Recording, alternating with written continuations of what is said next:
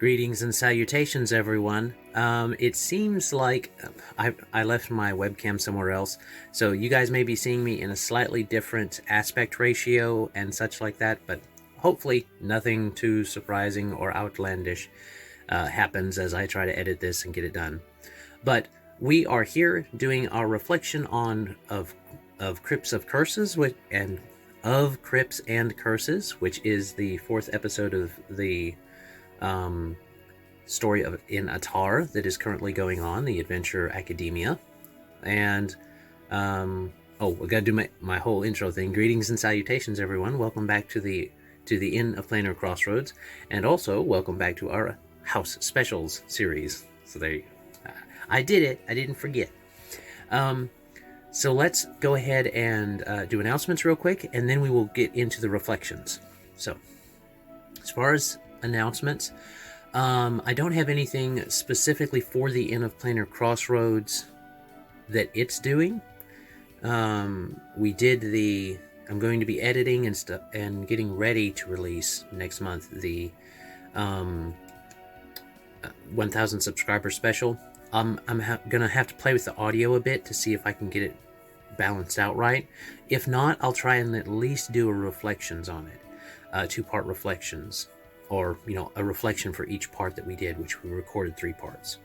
So that'll be coming out in November, Lord willing. And then also we're going to be doing a collaboration stream on on Avenue Studios this coming Wednesday. Of when this goes out, when this is released, that Wednesday that follows is going to be a live stream, and I'm going to be running in my setting of Fallout Fort Smith, which is basically Fort Smith in the Fallout universe-ish. We're going to be running a one-shot there for Kristen from Avenue Studios. She really likes Fallout, or at least some of the Fallouts, and I was like, well, it's perfect. We should run something for you. So that's the idea on that. That'll be coming out, like I said, the Wednesday following the release of this. So I'll just look right here. It'll be the 12th of October. So you can tune in for that at theirs, for that over on their channel, which will be live. As far as things for the future, I think that's it for now. Next week I'll do some more announcements, but for now that's all we got. So let's go ahead and get into the reflections, and I'm trying to keep it tight because I'm not sure how this will work out, so we will see. So episode 4 of Crypts and Curses, and Crypts and Curses seem to go all right. Kids seem to have some fun. The story part here went all right. I think that this was one of Devereaux's reflections, so hopefully the kind of odd whimsicalness came across to the kids that the Star Children have in their wording and in the way they speak. Especially there at the bottom when it came around to his mind's eye, he saw the dragon's bane, and down from in the 4 bright stars in the Chamber of Destiny. Well, the Chamber of Destiny is a constellation. 4 bright stars represent them, that type of thing. And how a star child might perceive that and then interpret it. So that's what I've got for as far as a reflection there. I think that worked to convey his ideas or his viewpoint. Keeping it to these very small paragraphs, which aren't even really paragraphs. They're just small little sections conveying an idea. That has worked well for the kids breaking apart and reading it and sharing the reading. So that has been helpful. In the encounter portion, the group read it and read through it, and I had to kind of explain a little bit for them on the visualization in their mind of what was going on. In my head, and I did not put this in the text because I was leaving it open, but if I ever expand out on this, then it will be in there. The down below the castle is an entire necropolis where all of the royals are buried. So all the royals of the past are also down there. And that I explained that to them as they were going through their adventure down in that. Now, for the actual combat reflections, the kids they rolled pretty well, and the monster I was using was a modified wraith, and I already knew I was probably going to have multiple phases to this and work it out that way to give the kids a challenge, which it did. Both of the kids, if I remember right, or at least one of them, the older group at least, definitely got through that first phase pretty easily. Because they focused fire on one enemy, which is normal for a boss enemy, but secondarily they also, with that focus fire, went into the next phase, which I had her floating within melee range the first phase. Second phase, she gets out of melee range, which isn't a big deal because they have ranged options, but also when she went into that second phase, she summoned up some of the old royals and some of the others to help combat this and present the trial. There is the idea that the queen wants to lose. She wants to be freed from her curse, but she has to present a actual challenge to do so. If she doesn't present a challenge, the curse cannot be broken.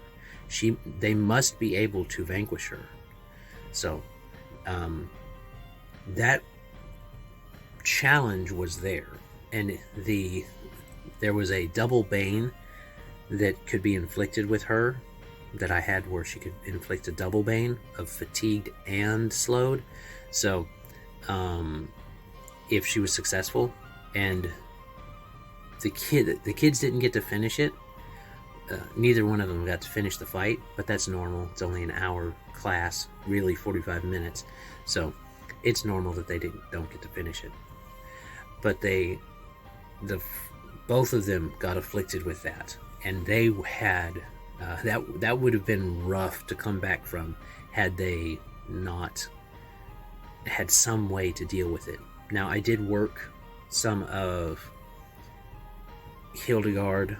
I switched around her prescience to protection so that she had nullify. I did that at the first part of this one. I believe I told y'all that I modified her a little bit. So she has protection now, not prescience. So her protection, she could nullify some of those banes if she was able to roll well enough.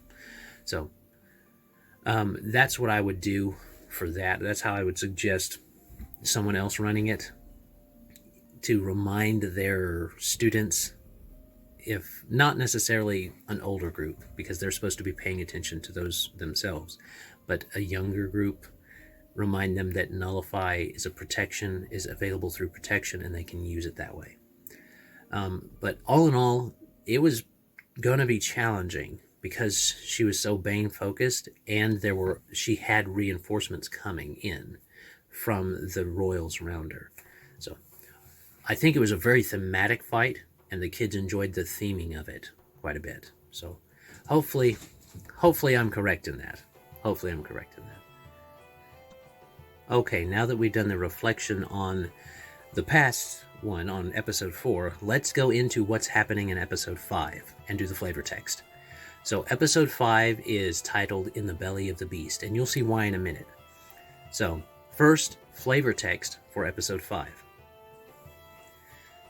Despite the cursed magics that both bound and empowered the grieving queen, Wilhelm and his friends were able to pass the trial by combat, freeing the queen and her subjects from the necromantic curse and winning the dragon's bane. As her soul departed, she congratulated the group and ushered them into her mausoleum, the resting place of the fabled sword. There upon Her Majesty's sarcophagus lay the dragon's bane, draped with a now moth-eaten lace. Uncovering it, Wilhelm was a bit surprised. It indeed had a handle sizable enough to support a blade even he would consider large, but all that seemed attached to the strange gilded hilt were two thin, dull strips of metal. Though his friend seemed underwhelmed by the sight of the thing, Wilhelm felt a strange fascination toward it. Reaching down, he grasped the blade. Both magic and pain surged up his arm, leaving lightning-like discolorations along his fur. This only made him tighten his grip. He couldn't let the power he felt coursing through him escape. He needed it to vanquish Grum. An explosion of blinding light engulfed the group. When Devereaux, Hildegard, and Maximilian's eyes came back into focus, they saw Wilhelm standing tall. His fur scars and eyes glowed with a golden energy, the same energy which now formed the massive blade of Dragon's Bane. He truly looked like a hero, capable of destroying the dauntless green dragon. So there we go. So that should be fun. I think that feeling of reward and empowerment will be present in the text, but also for the kids as they read it. Hopefully that will be something they pick up on and enjoy. But I wanted to put that in there. I wanted to put some kind of resolution in there about the Queen and not just immediately go into what's happening outside, which that I decided to do with just the encounter text. And so this all sets up and happens. And this has happened. We kind of do a little time skip here, just enough for travel time, because I didn't want to. We've only got 3 more sessions. We got the 5th, 6th, and 7th. So according to how my roadmap went, the 5th they need to get into where you'll see. Then they need to fight Grum for 2 sessions. I do want to have that 2-session fight with Grum, because that's going to be something that should be very rewarding for the kids. So that aside, we've got the reflections on that. We got the flavor text on there. Now for the encounter flavor text. Fireaxe had made good in the quest Devereaux had sent him on. Whether through diplomacy or a contest of strength, he had successfully convinced the majority of the other Beastkin war leaders to launch a coordinated attack. Per the Star Child's instructions, the offensive began the day of the full moon. The liberation of the eastern woodlands had commenced. Grum had not been idle since their last assault. Some had thought it an act of vanity that the Green Dragon had built his fortress in his own likeness. Little did they know that there was a purpose to this design, a devious intent in its shape. Just when it seemed the Beastkin and their allies were going to deal a decisive blow to the fell goblin forces, green power blasted through the fortress of the dauntless dragon, and it rose. Towering above the trees, the dragon-shaped stronghold let out an earth-shaking roar, and fear entered into the heart of the liberation. However, Grum in his arrogance paid no attention to a golden light at the tail of his mobile battlement, nor did he notice the glowing blade slicing through the bark-like armor of the fort. Indeed, his own lack of vigilance had allowed Grum's greatest enemies to breach that which he thought unbreachable. And we have the group sneaking in through the back, coming up on top of the back of the tail and slicing through to get in to the battlement. And I envision this, hopefully I'll convey this to the kids, I envision this as it's made of thick, hard wood. All of these battlements are like formed and shaped and molded by Grum's magics into the shape of himself, but big, but huge, colossal, the size of a fortress or a castle. And he's basically moving it by moving himself, by his will. And so that's going to be why it's a two-parter fight. But first, the kids have to get there. First, the kids have to get to him.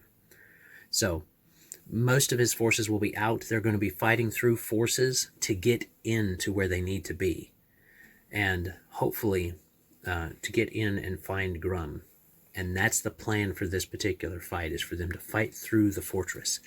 And I might do like a point crawl type thing and challenge, and let them work it through that way.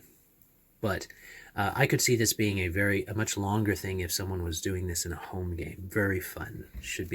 This should at least inspire some that don't actually play in this to enjoy the idea of fighting through a mobile fortress while the fortress is moving, type of thing.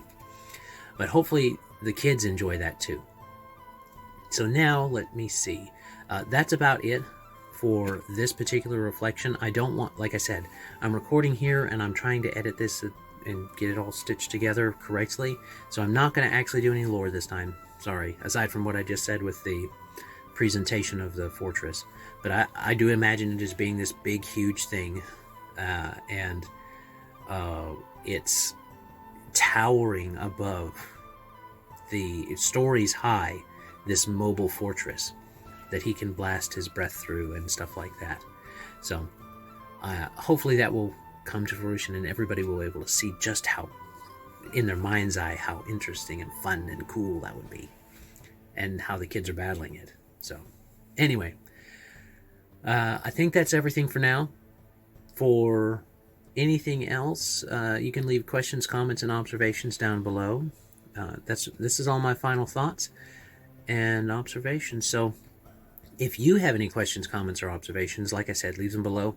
If you want to support the Planar Crossroads, you can do that on Patreon, Subscribestar, Locals, or you can do it by direct contact to us.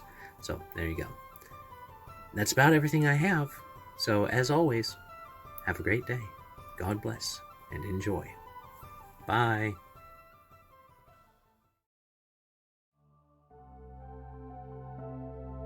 This content was made possible by travelers and viewers like you. Thank you.